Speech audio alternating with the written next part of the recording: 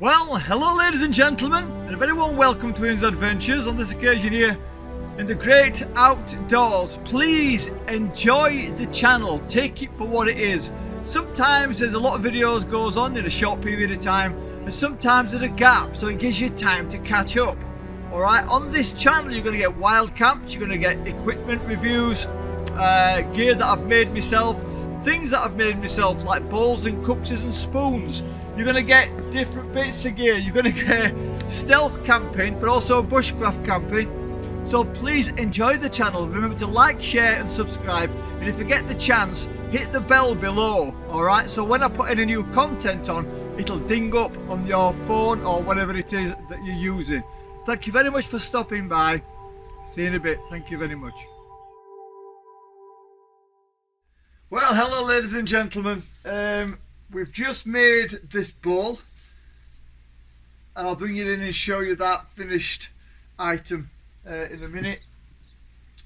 Now that the COVID restrictions are starting to sort of subside slightly, and we're trying to get out in the woods to create more of the process of the items that I make, and then probably coming back here just to titivate and finish things off. But for now I'm still stuck at home, but it's basically personal things I've got to get done here at the moment. So if anybody watches Ian and Ian's Fantastic Adventures, you'll see that when we went out I got this fungus. I'll bring you in and show you in a minute. I had an idea for this piece of fungus right from the start. Now it's not, again, it's not, none of these are easy. I don't find them particularly easy. They do take an extended period of time to make, but I always find that they're a little bit quirky, ingenious, not always things that you would like. For example, the bowl, you won't take your porridge out of that, it's got to get a crack through it, but it's something that you put outside as a showpiece or with something in it, or a little bit of fruit or something like that. With this is going to be usable, and that will become relevant soon, and I may be making more of this kind of thing because some people might find use for it. So I'll bring it in and I'll just show you the bowl, and I'll show you this piece of fungus. So there you go, that is the grain in that wood from the last video.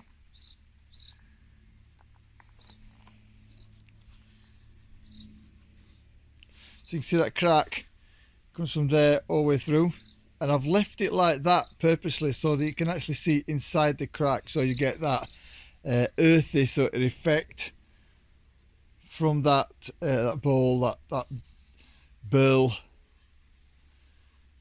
And I'm happy with that. I like the way that this edge isn't level. I like the fluidity of it. It feels nice in the hand. It looks beautiful to look at with that grain. But the other bit over here, have a look. This is the item I'm going to be making something from today. And people will see these round and about in the wood. Probably think note of them, but I'm going to give them a whole new meaning today. So let's look forward to that. Right, for those that don't know, the tools that I use are basic. I use an adze for hollowing. I use my Laplander, which I've put an oak handle on for the cutting. These are all tools you'd use out and about in the woods. I've got my axe, and in here, let's just put those out of the way as I normally do. This is the canvas roll that I made myself. And in here it's got my countersinker. Got two of them, two different sizes. I've got my crook knife. I've got a few bushcraft knives and some sharpeners. And that is literally all I use. There's no electrical tools, no shortcuts, no nothing to. And this basically is what that's been made out of. So that's what we're going to be working with today. Alright guys, so I'll keep you updated and I'll take you through the process. The first thing I'm going to do today is trimming up. So basically, I get this knife, is that the right one? Yep. And I get this knife, yeah. Oh, usually you always cut away from yourself, but I've got so used to doing this now that I do this as if I'm cutting potatoes, and I've never cut my thumb. So it's all about being careful, making sure you're solid and you've got a good base when you're doing anything like this. So we're going to trim all that back, because this wood, this fungus has still got that piece of silver birch on the back. So I'm going to use that silver birch as a sort of plinth. I'm hoping these give people ideas to make things for themselves, but these things are also going to be made available. Not sure about this one, because I'm thinking about keeping this one, but made available to people who want to buy them. The time and effort it took to make that bowl was ridiculous, about 22 hours in total, because obviously I have to go to work and stuff like that. So in total about 22 hours of leaving it, coming back to it, leaving it, coming back to it, and the longer it's left, the harder it gets. The wood becomes more solid, so it becomes even more harder to work with, hence why it took me 20 odd hours. So I can see the birch in there. I'm going to get all this trimmed back, and I'll bring you back and let you see how I'm going. I've purposely left this one to go solid, and that will become relevant later. Okay, so we've got to that point now. Yeah, you can see the wood, which is already, fungus has grown off. And for those in the know, yes, this is amadou. It's a layer of fungus which goes on the edge, on the inside of the fungus, and it basically can be used to hold a spark to get a fire going. So we've got to that point now. I've trimmed a lot of that out of the top. All this can be got rid of. Chuck it over down to the fire. So the next point is to get my Laplander and to cut this lid off. So by saying lid, I think you're getting an idea. Alright, so I'm going to cut that lid off. Now this might sound daft, but because that slippy in it is such a handle, and because this grabs, it expands and grabs the saw, I've got to wear a rubber face glove and put the other side on a glove, just so that I can attempt to cut through this, and it's taking forever just to cut through it. So I'm hoping it's going to be worth it when I've done. Luckily it's a good saw, and it's going through slowly. It's grabbing. Anybody who knows about woodwork will know about wood that grabs, and this, because it's fungus inside, it's grabbing. Right, so we've got to that point. See how that works. Right, now the fun bit is that I've now got all of that out. Now this is the real pain stuff. It don't want to cut, it don't want to do anything that I want it to do. This has got a life unto itself. See, it does not, it cuts a bit, but getting into it is a nightmare. A lot of these jobs are like this. Can't use an adze on this, it'll break if you're whacking it.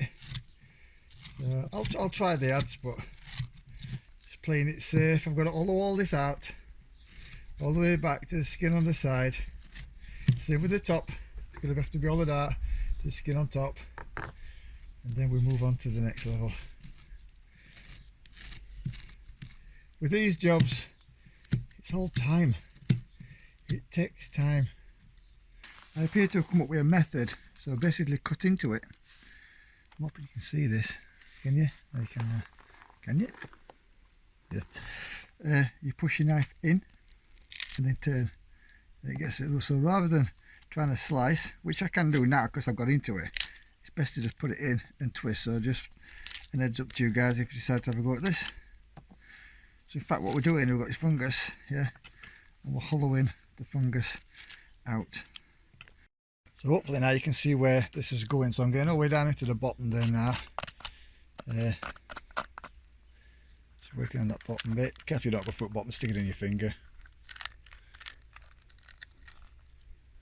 I've personally never seen this. I've never seen anybody make a pouch, because that's where we're going, out of a piece of fungus. Now, never did this. If anybody's got another video they want to show, by all means, add the link. It's all about learning. So there you go. All up. That's as good as it needs to be for now. So now, in essence, we have an empty fungus and we have a lid. Okay. So now what we need to do is tidy the top of that up a bit. Yeah. And then we need to put an hinge on there. How very exciting. Okay, so the next bit is, I didn't bother hollowing that out. I was going to do, but I think it looks nice like that, if I'm going to be honest. It's nice and furry. So what I'm going to do is I'm going to flatten that off. I'm going to flatten that off, and the leather that was from the back of my old chair in the shed, I'm going to cut a piece out and I'm going to create a mount on there. Does that make any sense? And it's going to double over on itself to make a loop for a belt. Yeah, so basically that will be the loop for the belt, and then it will just go over onto there. It'll become relevant in a minute, and I'll show you how that basically goes. You probably noticed in the background I've got this sitting here. That's my first kit for cuts. Don't take any chances since I've nipped myself. Basically working on a piece of oak, and I can't exactly remember. Oh yeah, that's right. I'm working like this, and the oak was brittle, so I was really, working really hard on making sure I was secure, and then suddenly a piece of the brittle oak just snapped away. And it happens to everybody, and we all get cut eventually. It went down, I felt it hit bone on my finger, but because it's been on me, the end of my knuckle, it's phalanges, it's taking ages because it's opening and closing, it took ages to mend, but it's mending now. Right, so we've got that piece of leather just there.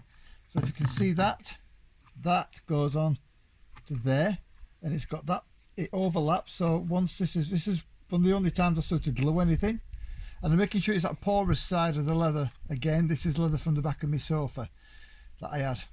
I'm using glue to glue that on, and then once it's glued on, I will then put that piece, because it's overlaps, that will be glued onto there.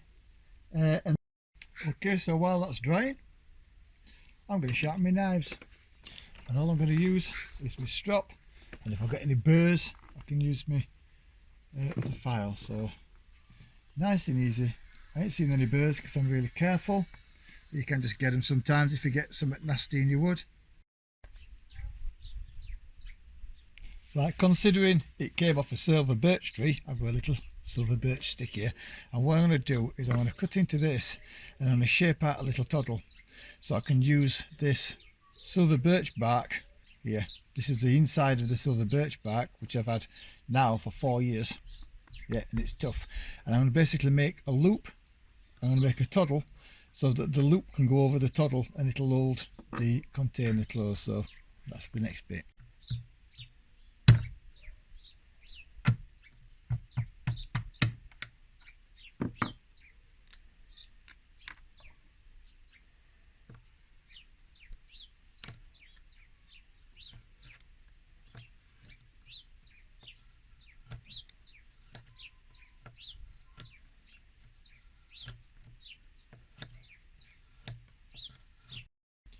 So there's your little toddle. So that will come through. I'll make an hole through the fungus with my countersink. Put that through, and that will be on the other side.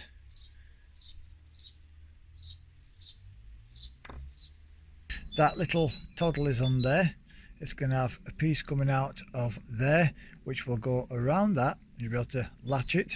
On the inside, I've reinforced it with, I don't know if you can see, but I've reinforced it with leather on the inside, and it fits nicely together, as you can see. And round there, just clean this off, I'll put a reinforcing piece on there. It's going to have a piece of material around the top, just here, and that goes down, and that will be fastened to there, and that inside there will be the right size for the belt. Right, so it's all done. It's all finished. It's all finished. And I'm actually wearing it. It's actually on my belt right now. I'll put some photos on the end. So there it is. It's got the little clasp on just there. I'll bring you in a sec and do a little bit more video. But if I stand up, you can see it goes there. It goes under my jacket quite well. It feels nice. Got quite a bit of room inside there, if I'm going to be honest. And it's comfortable. So I'll turn the video around. So there you can see, yeah, horsehoof fungus. It would be growing upside down Fits on my belt lovely, but it's leather reinforced all the way down the back, and then basically you take that off, open it up, and you can put items inside it, as you can see. And it's got leather on the inside, and it is what it is. It's a little pouch that you can wear on your belt, and put this around there. I don't know if you want to put your keys or like that in it, or a bit of change, a bit of money, maybe some tools, polishing compound and stuff for your knives, all that oh, you'd have sort of while you're out and about. See there, it fits on perfectly and it's secure. I'd have no problem using that, and if nobody buys it, I mean, it is what it is. It's a piece of fungus. I'm not taking that away from it. I'm not going to tidy all this up, etc, etc, because it's a piece of fungus. All right, I mean, basically it fits on the belt as so. See, that's how it works. Basically goes through on the loop as it would do with any item that you'd have on your belt. Yeah, and it fits on great, and I'm very happy with that now. There you go, nice little thing. It would have grown like that on the tree. That's how it grows. Yeah, so this will be going for sale. If anybody's interested in quirky gear, quirky items, as you can see from the process of making it, it's totally bushcraft made. The only things that it's not come from bushcraft is this leather from the back of my old sofa and the glue which held this onto the back. Other than that, it's all handmade with bushcraft tools. All right, guys, and it's nice and solid as well. Yeah, there you go. So thank you very much for watching. I'm going to go and get some sleep now because I'm working tonight. I do nights. And I'm going to basically put that in the shed with the rest of the stuff. It's quirky, it's a piece of fungus, and I've basically turned it into a pouch that I can use, or someone can use out and about to carry bits and bobs in. There's a piece of bark that's coming through there holding that on. I could possibly, if required, put a piece of leather on that to hold that, so it's a bit more secure, but as it stands it's fine. It's been protected with Danish oil, no, sorry, boiled linseed oil. So it's going to be pretty well waterproof. Not that it would have been anyway, because that's why the design of this does. Alright guys, so thank you very much for watching. Please put comments below, and I'll see you all again soon on the next one.